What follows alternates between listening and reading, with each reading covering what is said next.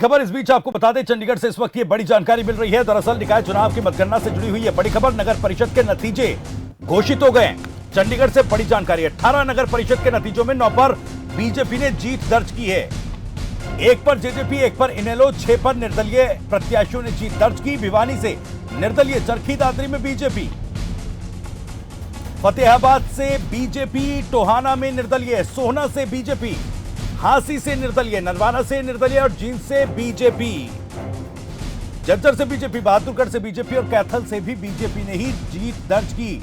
नारनौल से निर्दलीय प्रत्याशी, नूह से जेजेपी और कालका से बीजेपी ने, होडल से निर्दलीय, गोहाना से बीजेपी, मंडी डब्बाली से इनेलो। और नगर परिषद के नतीजे घोषित कर दिए गए हैं। चंडीगढ़ से इस वक्त की बड़ी जानकारी।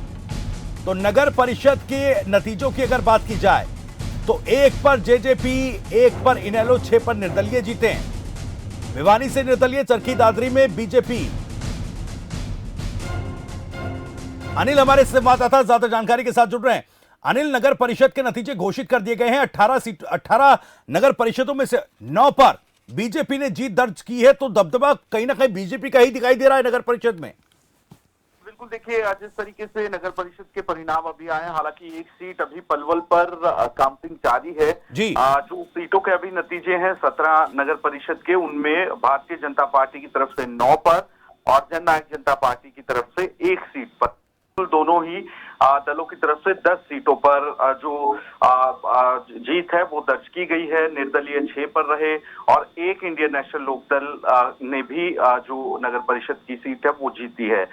नगर पालिकाओं की बात की जाए, 28 नगर पालिका है। नगर पालिकाओं की बात की जाए तो 13 पर निर्दलीय हैं, यानी यहाँ पर जो भारतीय जनता पार्टी और जेजेपी की बात की जाए, दोनों गठबंधन में लड़े थे।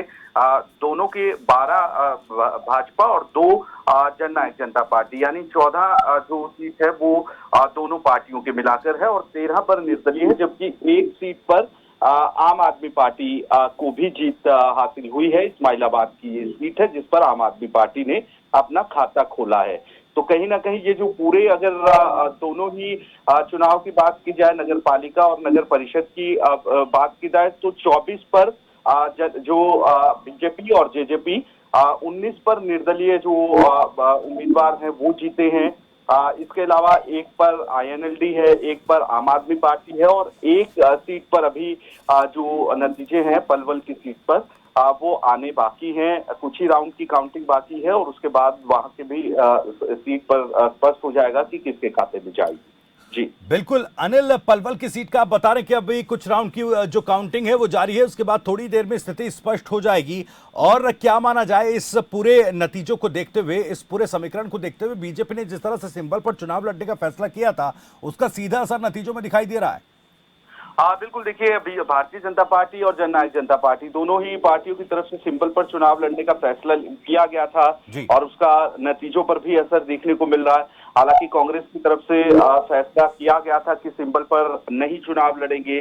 19 निर्दलीय जरूर जीते हैं, लेकिन सभी 19 निर्दलीय कांग्रेस पार्टी के हैं ऐसा नहीं कहा जा सकता।